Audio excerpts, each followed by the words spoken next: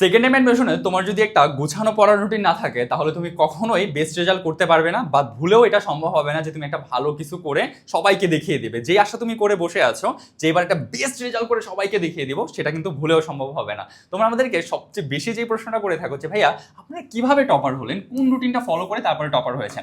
আজকে আমি তোমাদের সাথে এই বিষয়টা নিয়ে কথা বলতে যাচ্ছি যে কোন পড়ার রুটিনটা তুমি ফলো করবে বা কিভাবে তোমার রুটিনটা হওয়া উচিত, যে রুটিনটা ফলো করে আমরা নিজেরাও বেস্ট রেজাল্ট করছি। কেউ ফার্স্ট, কেউ সেকেন্ড, কেউ থার্ড, টপ 10, টপ 100 এর ভিতরে আমরা এসেছি। আচ্ছা চলো শুরু করা যাক। দেখো এখানে আমি দুই ক্যাটাগরি স্টুডেন্টের জন্য রুটিনটা আমি দেবো। প্রথমত হচ্ছে তোমরা যারা রাত জাগো, দ্বিতীয়ত হচ্ছে তোমরা যারা ভোরে মানে সকালবেলা উঠে তারপরে হচ্ছে পড়াশোনাটা স্টার্ট করো বা গুছাও। প্রথমত আমি তোমাদেরকে হচ্ছে যারা সকাল থেকে পড়াটা গুছাও তাদের জন্য একটু রুটিনটা সাজাই দিই। ওকে, দেখো এই যে রুটিনটা আছে এইটা তুমি যখনই ঘুম থেকে উঠো, 10টায় উঠো, 7টায় উঠো, তুমি তোমার মতো করে জাস্ট টাইমটাকে অ্যাডজাস্ট করে নেবে। অ্যাডজাস্টমেন্ট মানে বুঝো, যখন থেকে উঠবা তুমি সেই সময় থেকে তোমার পড়ার রুটিন শুরু, বা ওই সময় থেকে তুমি তোমার স্টার্টটা করবা। আমি একটা আইডেল টাইম ধরলাম, সেটা হচ্ছে ধরো তুমি 7টা বাজে উঠে ঘুম থেকে পড়তে বসো, ঠিক আছে? ধরো 7টা বাজে তুমি পড়তে বসো। এখন ভাইয়া 7টা থেকে 7টা 30 কেন লিখলেন?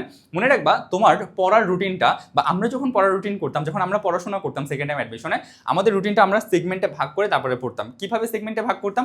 প্রথমত 30 মিনিটসের সেগমেন্টে ভাগ করতাম। এখন বলতে পারো ভাইয়া সব জায়গাতে শুনি 1 ঘন্টা করে ভাগ করতে হবে, 55 মিনিট করে ভাগ করতে হবে, তাহলে 30 মিনিটস কেন ভাগ করবো? তোমরা যারা মানবিক অথবা বিভাগ পরিবর্তন থেকে পরীক্ষা দেবা তাদের জন্য এই বিষয়টা একটু ভিন্ন। 30 মিনিটস করে ভাগ করবা কেন?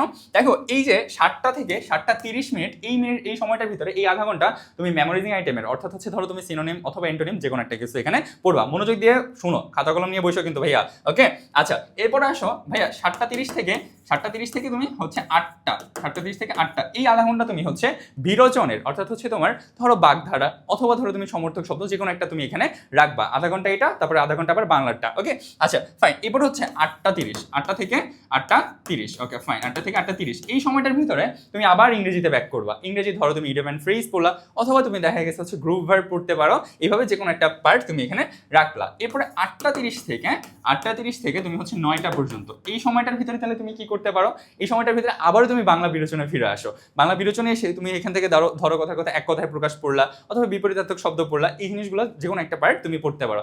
এইভাবে করে আধা ঘন্টা করে ভাগ করবা। মনে রাখবা মেমোরাইজিং আইটেমটা তুমি যখনই পড়া শুরু করো না কেন, দিনের যখন থেকেই তোমার পড়া শুরু হোক না কেন, তখনই তোমার হচ্ছে মেমোরাইজিং আইটেমটাকে প্রথমে রাখতে হবে। কারণ এই যে বিষয়টা আছে মেমোরাইজিং আইটেম, এটা তোমার পরীক্ষার জন্য ট্রাম্প কার্ড। আর এটাই আমাদের পড়তে ইচ্ছা করে না, আমারও ইচ্ছা করতো না ভাই সেকেন্ড টাইম অ্যাডমিশনে।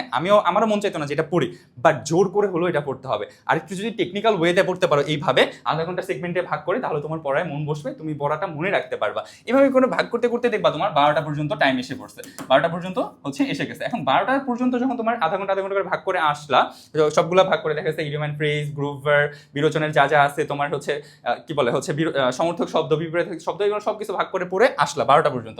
এবার 12টা থেকে এখানে 1টা পর্যন্ত, 12টা থেকে 1টা পর্যন্ত তুমি বাংলা প্রথম পত্রের যে কোনো একটা গদ্য অথবা যে কোনো একটা পদ্য এখান থেকে কমপ্লিট করবা। শেষ, তোমার 1টা পর্যন্ত পড়ার রুটিন হয়ে গেল। এরপরে আসো ভাইয়া তুমি নামাজ পড়বা, খাওয়া দাওয়া করবা, গোসল করবা, তারপরে এই যে সময়টা আছে এটার জন্য তুমি 1.5 ঘন্টা টাইম ধরে রাখতে পারো। এখন একটা বিষয় আসে, তোমরা অনেকেই নামাজ পড়ো না, অনেকেই হচ্ছে ধর্মকর্ম করো না। ভাইয়া এই বিষয়টা যদি তোমার মাথায় আসে এরকম যে হচ্ছে আমি ধর্মকর্ম ছাড়াই বহুত কিছু করে ফেলতে পারবো, তাহলে তুমি ভুল পথে আসো। এখন পর্যন্ত তুমি রং ট্র্যাকে আসো। কেন বলতেছি জানো তুমি রং ট্র্যাকে আসো? কারণ অ্যাডমিশনে তোমার 60-70% ডিপেন্ড করে তোমার পরিশ্রমের উপরে, বাকি 30 বা হচ্ছে 40% ডিপেন্ড করে সম্পূর্ণ তোমার ভাগ্যের উপরে। মা বাবার কাছ থেকে দোয়া নিবা। দেখো অনেকের মা বাবা হয়তো তোমার হচ্ছে সাপোর্টে থাকবে না, আবার যারা সাপোর্ট আছে তোমরা হয়তো তাদের সাথে কথা বলো না, লজ্জায় বা হচ্ছে ভালো কিছু করতে পারো না, এই জন্য কিন্তু তাদের কাছ থেকে দোয়া নিবা, নিজে দোয়া করবা। এই জিনিসগুলো কিন্তু তোমার জন্য হেল্পফুল হবে। মাথায় রাখতে হবে সেকেন্ড টাইম অ্যাডমিশনে পরিশ্রমের পাশাপাশি ভাগ্যটা বা দোয়া জিনিসটা খুব বেশি প্রয়োজন। ওকে আচ্ছা ফাইন। এবার আসো তাহলে ভাইয়া 2:30 পর্যন্ত তোমার সবকিছু কমপ্লিট হলো, নামাজ, খাওয়া দাওয়া, গোসল সব শেষ হলো। এবার 2:30 থেকে তুমি হচ্ছে 3:30 পর্যন্ত, 2:30 থেকে 3টা 30 পর্যন্ত একটা ন্যাপ নিতে পারো, ঘুমাইতে পারো, তাই না? এখানে তুমি হচ্ছে 1 ঘন্টা ন্যাপ নিবা বা ঘুমাইতে পারো। Okay fine. এরপরে আসো ভাইয়া পড়তে বসবো। হ্যাঁ এরপরে তুমি পড়তে বসবা। কয়টা পর্যন্ত পড়বা? 3টা 30 থেকে শুরু করে 4টা 30 পর্যন্ত কি পড়বা?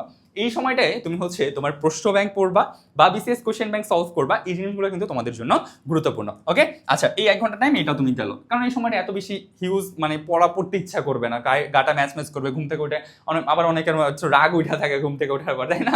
আচ্ছা তো যাই হোক, এবার আসো 4টা 30 থেকে 4:30 থেকে ভাইয়া 5:30 পর্যন্ত এই সময়টার ভিতরে তুমি কি করবা, এই সময়টার ভিতরে তুমি জিকে পড়বা, যে কোনো সাধারণ জ্ঞানের 5 পেজ 10 পেজ 20 পেজ তোমার যতটুকু পড়া সম্ভব হয় যে কোনো একটা বই নিয়ে তুমি এখান থেকে পড়বা। ওকে, আচ্ছা এবার 5:30 তুমি নামাজ পড়লা।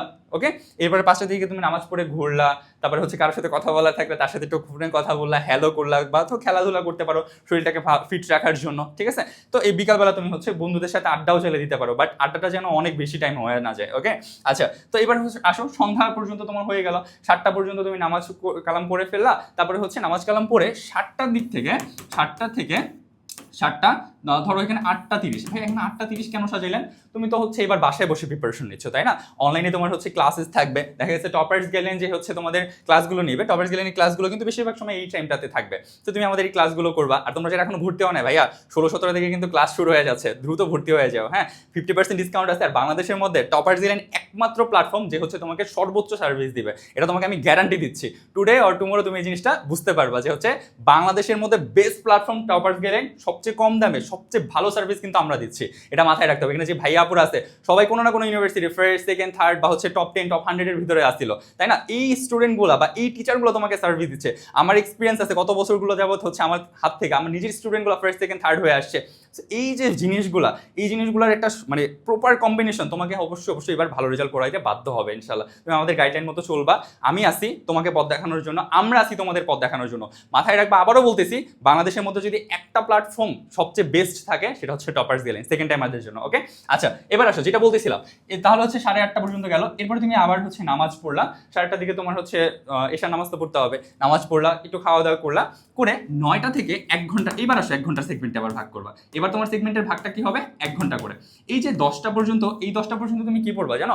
গ্রামারের যে কোনো একটা আইটেম পড়তে পারো, অথবা হচ্ছে তোমার দেখা গেছে কি বলে বাংলা ব্যাকরণ পড়তে পারো, ঠিক আছে। এই 1 ঘন্টা সেগমেন্টে তুমি এটা পড়লা। এখন ভাইয়া বলতে পারো যে ভাইয়া আমার তো ইংলিশে একটু প্রবলেম আছে, আমি কি করবো? ইংলিশের জন্য কি তাহলে 1 ঘন্টায় হবে আমার? যদি 1 ঘন্টা না হয় তুমি এটাকে 1.5 ঘন্টা বানাও, সমস্যা নাই তো, ঠিক আছে। অথবা পরের সেগমেন্টটাকে 10টা থেকে কয়টা বললাম? 10টা থেকে ভাইয়া তোমার হচ্ছে 11:30। ওকে, এই টাইমটাতে তুমি 1.5 ঘন্টা তুমি ইংলিশ পড়ো, সমস্যা নেই তো। ইংলিশ গ্রামার তুমি এই টাইমটাতে চাইলে পড়তে পারো, তাহলেই তোমার হয়ে যাচ্ছে। তো এই টাইমটা তুমি ইংলিশ গ্রামার পড়লা। এরপরে হচ্ছে অনেকে দেখা যাচ্ছে 12:30টায় ঘুমাও, অনেকে 12টায় ঘুমাও, ঠিক আছে। যদি মনে হয় যে ভাই এখান থেকে আমি 1 ঘন্টা পড়বো, আর হচ্ছে তোমার দেখা গেছে 1.5 ঘন্টা পড়বো না, তাহলে এখান থেকে তুমি 1 ঘন্টা পড়ে বাকি আধা ঘন্টা বা 40 মিনিট তুমি জিকের জন্য দিতে পারো। কারণ দিনের ভিতরে অ্যাটলিস্ট 1.5 থেকে 2 ঘন্টা তুমি জিকে পড়ো ভাইয়া, 1.5 থেকে 2 ঘন্টা তুমি জিকে পড়ো, এটা কিন্তু তোমার অবশ্যই পড়তে হবে। ঘুমানোর আগে ধরো তুমি 12:15 দিকে ঘুমাইতে যাবা, কটার দিকে ঘুমাইতে গেছো? 12:15 দিকে। সাপোজ আমি ধরলাম তুমি 12:15 দিকে ঘুমাইতে যাও। এখন এই 12:15 আগে 30 মিনিটস টাইম লিখো, নোট ডাউন করো, আমার কথাটা নোট ডাউন করো। 30 মিনিটস টাইম, এটা কিন্তু মোস্ট ইম্পর্টেন্ট কথা, সেটা হচ্ছে 30 মিনিটস টাইম এমন রাখবা যেটা এই সারা দিনে তুমি কি পড়ছো এটার একটা ওভারঅল সামারি তুমি রিভাইজ করবা। সামারিটা কিভাবে রিভাইজ করতে পারবা বা সামারি কিভাবে তুমি টানতে পারবা, তুমি যা যা পড়ছো একটু পিস্টালটা দেখবা, ও আজকে আমি এটা পড়ছি, ওয়াও। তো এই যে বিষয়টা, এটা তোমার ভিতরে একটা হচ্ছে কনফিডেন্ট গ্রো করবে। কনফিডেন্ট কিন্তু শুধু গ্রো করে না, তোমার পরীক্ষা হলে ঘাবড়ায় যা নার্ভাস হো কেন জানো? তোমার কনফিডেন্ট থাকে না। এই কনফিডেন্টটা গ্রো করা খুব বেশি দরকার, এইটা বিল্ড করতেই হবে তোমাকে। ওকে, সো যার কারণে তুমি এই 30 মিনিটস টাইম সারাদিন কি পড়ছো এটা একটু একবার রিভাইজ করে নিবা, দেখবা তোমার প্রিপারেশনটা অনেক সুন্দরভাবে বোঝাচ্ছে। আর দিনের শুরুতে আরও 30 মিনিটস টাইম এমন রাখবা, গতদিন তুমি যা পড়ছো মেমোরাইজিং আইটেমগুলো, বিরোচন পার্টগুলো, সেগুলোকে একটু ভালো করে দেখে নিবা। মাথায় রাখবা, মেমোরাইজিং আইটেম পড়বা না তোমার চান্স হবে না, বিরোচন পার্ট পড়বা না তোমার চান্স হবে না, এগুলো পড়তেই হবে, মুখস্থ পার্ট তোমাকে পড়তেই হবে, জানতেই হবে, ঠিক আছে। সো এইভাবে তুমি তোমার প্রিপারেশন গুছাও। টপার্স গেলেন তো পাশাপাশি তোমার সাথে আছে, এবার ইনশাল্লাহ তুমি ভালো একটা রেজাল্ট করবা, বাবা মার স্বপ্ন পূরণ করতে যাচ্ছ, নিজের মুখে হাসি ফুটাইতে যাইতেছো ইনশাল্লাহ। এবার আর কোনো রকমের কম্প্রোমাইজ হবে না, সময় নিয়ে কোনো রকমের কম্প্রোমাইজ হবে না। এবার সবাইকে দেখিয়ে দিতে হবে তুমি রক্তে মাংস করা মানুষ, তুমিও পারো, তোমাকে পারতেই হবে। বেস্ট অফ লাক, আসসালামু আলাইকুম, আল্লাহ হাফেজ।